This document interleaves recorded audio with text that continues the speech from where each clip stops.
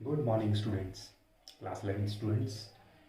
सो आज हम पढ़ेंगे क्लास 11 फिजिक्स का सेकंड चैप्टर जिसका नाम है unit and measurement. Okay, already physical word आपने पढ़ लिया है।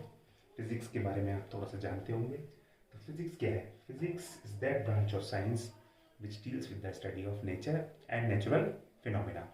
Okay, so in unit and measurement chapter, what we are going to study, the basic things that we are going to study in today in this lecture, this video lecture. These are physical quantities, measurement, units, various type of systems, and the dimension of physical quantities. So I will give you the homework also to find out the dimension.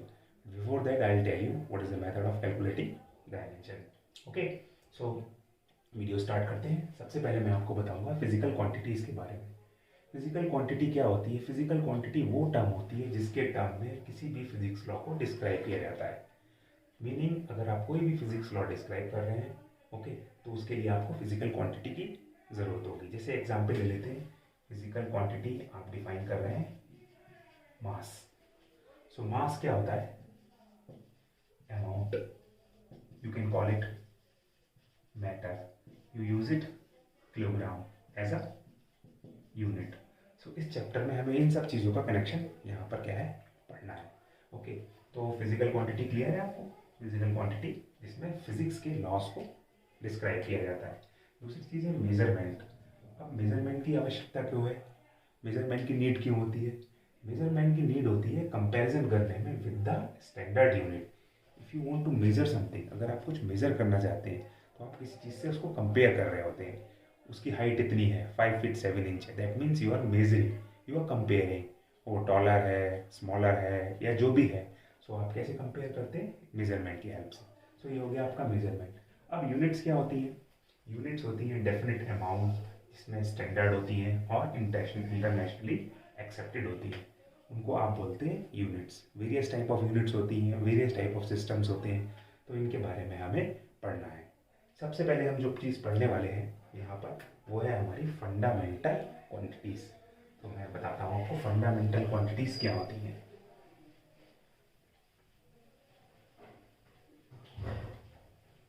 कहीं पर भी आपको कुछ न समझ में आए तो आप मुझसे पूछ सकते हैं, कमेंट सेक्शन में भी और व्हाट्सएप पर भी। सबसे पहले हम आपको बताते हैं फंडामेंटल क्वांटिटीज़।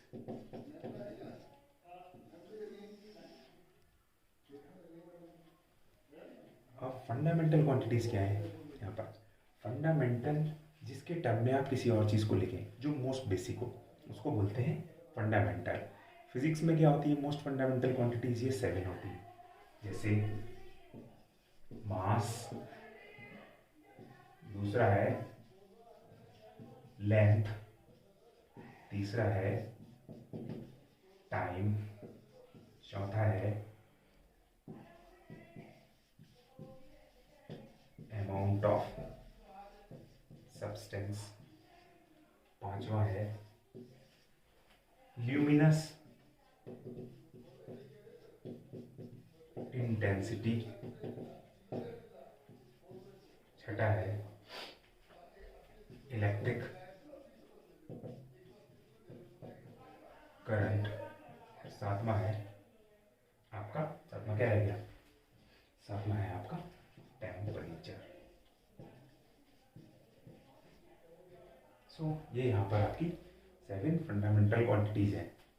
बाकी सारी क्वांटिटीज़ को आप इन्हीं क्वांटिटीज़ के टर्म में लिखेंगे। अब बाकी और जो क्वांटिटीज़ हैं उनको इनके टर्म में लिखेंगे। उनको आप क्या बोलते हैं? उनको आप बोलते हैं डिराइव्ड क्वांटिटीज़। उनको आप इनसे डिराइव करते हैं। अब मैं एक एक क्वांटिटी के बारे में बताऊंगा आपको। सबसे पहले जैसे मास है, इसको हम रिप्रेजेंट करते हैं सिंपली एम से। ओके, तो इसको रिप्रेजेंट करने का मेथड क्या रहेगा? यहाँ पर सिंबल होगा इसका M. M stands for mass. Mass के बारे में आप सभी को पता है। दूसरा है लेंथ, इसको हम एल से रिप्रेजेंट करते हैं। तीसरा है टाइम, इसको हम टी से रिप्रेजेंट करते हैं। चौथा है अमाउंट ऑफ सब्सटेंस, ये तो आपने केमिस्ट्री में पढ़ा है, इसको हम मोल से रिप्रेजेंट करते हैं। पांचवा है ल्यूमिनस इंटेंसिटी, इसको हम कैंडल यानी सीडी से रिप्रेजेंट करते हैं। छठा है इलेक्ट्रिक करंट, इसको हम एम्पियर से रिप्रेजेंट करते हैं। और सातवां है टेम्परेचर, इसको हम थीटा और के यानी केल्विन से रिप्रेजेंट करते हैं। तो ये 7 हमारी क्या है यहाँ पर, फंडामेंटल क्वांटिटीज़ है यहाँ पर। ओके, और बाकी जितनी क्वांटिटीज़ हैं उनको आप बोलते हैं डिराइव्ड क्वांटिटीज़, क्योंकि डिराइव्ड क्वांटिटीज़ को हम फंडामेंटल क्वांटिटीज़ से ऑब्टेन करते हैं। तो एक ऐसा एक्सपेरिमेंट करके देखते हैं, कन्वर्ट करके देखते हैं। आप पीछे वीडियो को पॉज करके इन 7 क्वांटिटीज़ को नोट कर लेना अच्छे से। अब हम लिखते हैं डिराइव्ड क्वांटिटी, जैसे डिराइव्ड वर्ड है तो डिराइव्ड में आ गया जैसे आपका स्पीड। क्या फॉर्मूला होता है, सोचा आपने? स्पीड का क्या फॉर्मूला होता है? स्पीड का फॉर्मूला होता है डिस्टेंस अपॉन टाइम। डिस्टेंस को टाइम से डिवाइड करेंगे तो आपको क्या मिलेगा, स्पीड मिलेगा। ओके, अब हमारी क्लास में ऐसे तो मुझे कोई स्टूडेंट दिख नहीं रहा, अदरवाइज थोड़ा मज़ा आता, बट आप कमेंट सेक्शन में व्हाट्सएप में रिस्पॉन्ड करेंगे तो मैं उसका रेस्पॉन्स दूंगा, तो भी अच्छे तरीके से किया जाता है। तो कोविड-19 के टाइम में बस यही करना है, घर में रहना है, अच्छे से पढ़ाई करना है। फिलहाल स्पीड क्या होता है, डिस्टेंस अपॉन टाइम। तो डिस्टेंस क्या है, लेंथ, यानी ये क्या है,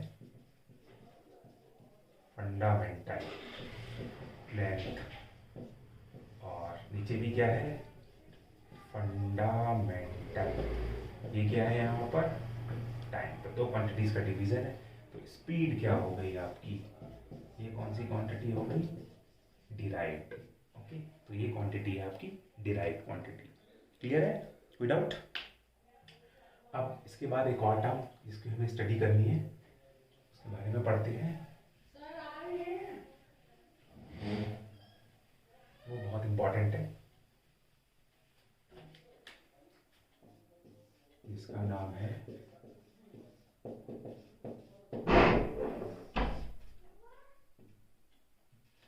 डायमेंशन। अभी डायमेंशन क्या होता है, dimensions are the power raised to physical fundamental quantities. Okay, these are the powers. अब इनको रिप्रेजेंट करने का तरीका क्या है, इनको हमेशा स्क्वायर ब्रैकेट में लिखते हैं। लिखते किस तरीके से, तो मैं आपको कुछ एग्जांपल बता रहा हूँ। सबसे पहले मोस्ट फंडामेंटल का, तो यहाँ पर जैसे मैं मास का डायमेंशन लिखना हो, मास का क्या डायमेंशन लिखेंगे, स्क्वायर ब्रैकेट में एम। लेंथ का डायमेंशन लिखना है, स्क्वायर ब्रैकेट में एल। टाइम का डायमेंशन लिखना है, स्क्वायर ब्रैकेट में टी। करंट का डायमेंशन लिखना है, स्क्वायर ब्रैकेट में ए। ओके, तो हमने इनकी फंडामेंटल क्वांटिटीज की यहाँ पर डायमेंशन प्रेजेंट कर दी। क्लियर? अब कोई भी एक डिराइव क्वांटिटीज ले लीजिए, कोई भी एक क्वांटिटी ले लीजिए जिसकी डायमेंशन लिखनी हो, किस तरीके से लिखेंगे देखिए, लिख के दिखाता हूँ। जैसे हम ले लेते हैं यहाँ पर, हम ले लेते हैं यहाँ पर स्पीड, हमने भी स्पीड लिया था, तो स्पीड क्या हो जाएगा, डिस्टेंस अपॉन टाइम। डिस्टेंस क्या है, 7 फंडामेंटल में से डिस्टेंस है लेंथ, तो ये हो जाएगा लेंथ, और टाइम का हो जाएगा टी। सो ये क्या हो जाएगा, L T minus 1। So speed का डायमेंशन क्या हो जाएगा, एल टी माइनस 1। सो इस तरीके से हम किसी भी फिजिकल क्वांटिटी का डायमेंशन निकाल सकते हैं। तो मैं आपको कुछ और क्वांटिटीज़ का डायमेंशन निकाल के बताता हूँ, आप इसको पढ़िए, समझिए। फिर उसके बाद आज का होमवर्क के बारे में जो बात कर रहे थे वो ये है कि आज के होमवर्क के लिए आपको एनसीईआरटी में लास्ट में ओके डायमेंशंस दी है कुछ फंडामेंटल क्वांटिटीज़ की, 3-4 पेज में दे रखी हैं। तो उसमें फर्स्ट पेज की जितनी भी डायमेंशन है और फॉर्मूला है वो आपको प्रिपेयर करना है, फॉर्मूला लर्न करना है, डायमेंशन निकाल के देखना है बिल्कुल इसी तरीके से। ओके, डायमेंशंस लर्न नहीं करना है। अगर आपके पास एनसीईआरटी नहीं हो तो आप क्या करेंगे, एनसीईआरटी नहीं हो तो मैं आपको पीडीएफ फॉर्मेट में एनसीईआरटी भेज दूंगा, मैं आपको डिस्क्रिप्शन में लिंक भी भेज दूंगा, तो आप उसको अच्छी तरीके से कर सकते हो। फिलहाल के लिए मैं कुछ क्वांटिटीज़ का डायमेंशन निकाल रहा हूँ। आई होप आपने होमवर्क सुन लिया होगा, और अगर नहीं सुना आएगा तो पॉज करो, पीछे जाओ, फिर ध्यान से सुन लो इसको। ठीक है, तो मैं कुछ फिजिकल क्वांटिटी का डायमेंशन निकाल के यहाँ पर आपको बता रहा हूँ। ओके, जैसे आपने फिजिकल क्वांटिटी पढ़ी है एक्सीलरेशन, तो एक्सीलरेशन क्या होता है? Rate of change in velocity, यानी change in velocity divided by time. अब वेलोसिटी की चेंज की डायमेंशन स्पीड के इक्विवेलेंट होगी। स्पीड की हमने निकाली थी, कितनी थी? lt माइनस 1, और टाइम की कितनी है? t, तो ये कितनी हो जाएगी? lt minus 2। ओके, अब इस डायमेंशन का बेनिफिट क्या है? इससे हम यूनिट भी निकाल सकते हैं। अगर हमें इसकी एक्सीलरेशन की यूनिट निकालनी है तो हम lt माइनस 2 से इसकी यूनिट भी निकाल सकते हैं। l क्या रिप्रेजेंट कर रहा है? डिस्टेंस को। डिस्टेंस मीटर में है। t क्या रिप्रेजेंट कर रहा है? टाइम को। टाइम सेकंड में है, तो इसकी यूनिट क्या हो जाएगी? मीटर पर सेकंड स्क्वायर, और ये मैं write down metre second inverse square. So dimension का यहाँ पर ये बेनिफिट है, डायमेंशन से आप यूनिट भी निकाल सकते हैं। ओके, आप और एक फिजिकल क्वांटिटी ले लेते हैं।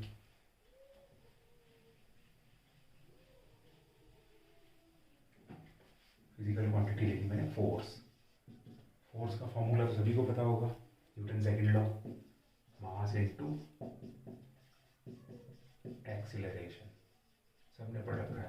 एम ए, मास की डायमेंशन क्या होती है? एम, और एक्सीलरेशन की भी हमने निकाली थी, तो इसकी डायमेंशन क्या बन गई?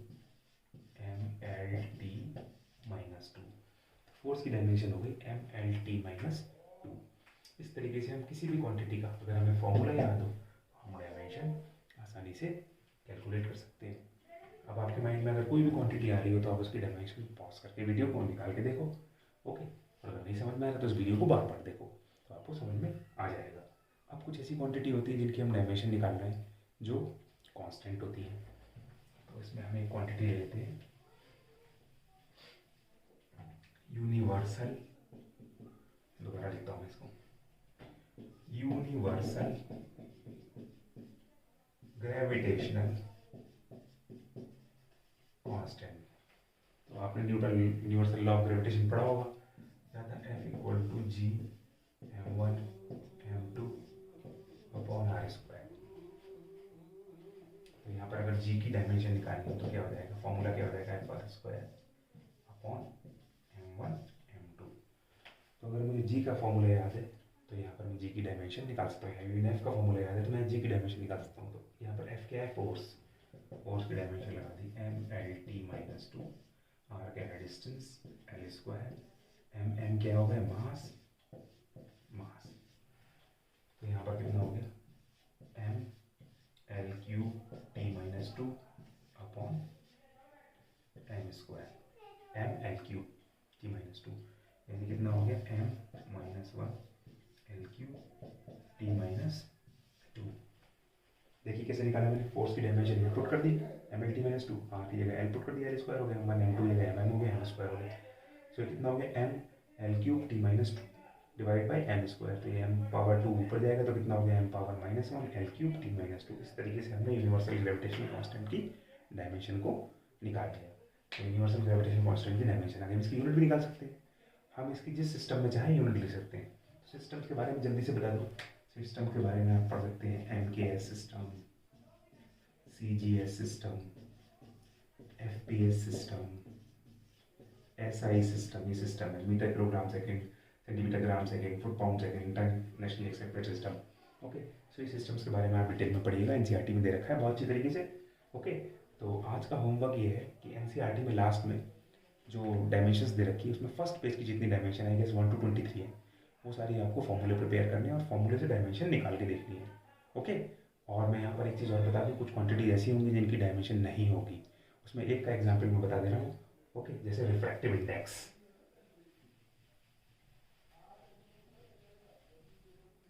जैसे हमने ले लिया रिफ्रैक्टिव इंडेक्स, आपने फॉर्मूला पढ़ा है mu equal to C upon V। Refractive index it is the ratio of speed of light in vacuum to the speed of light in medium. ऊपर भी स्पीड, नीचे भी स्पीड। लिखने अगर हम LT minus 1 upon LT minus 1, सो ये क्या हो जाएगी? Dimension less. We may write like this M0, L0, T0, no dimension, dimensionless. Okay, so आज का होमवर्क क्या है लिख रहा हूँ मैं।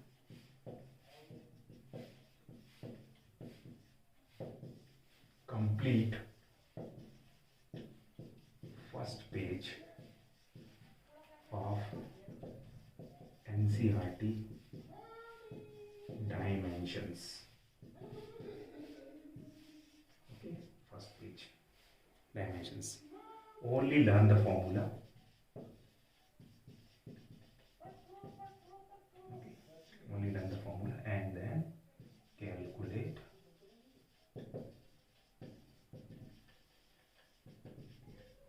the dimension. Okay, so बच्चों आज के लिए इतना ही. इस काम को करिए, कंप्लीट कीजिए और इसको करने के बाद ओके व्हाट्सएप का जो ग्रुप बना हुआ है उसमें आप शेयर कीजिए. Okay, so thank you very much. Thanks for watching. Take care.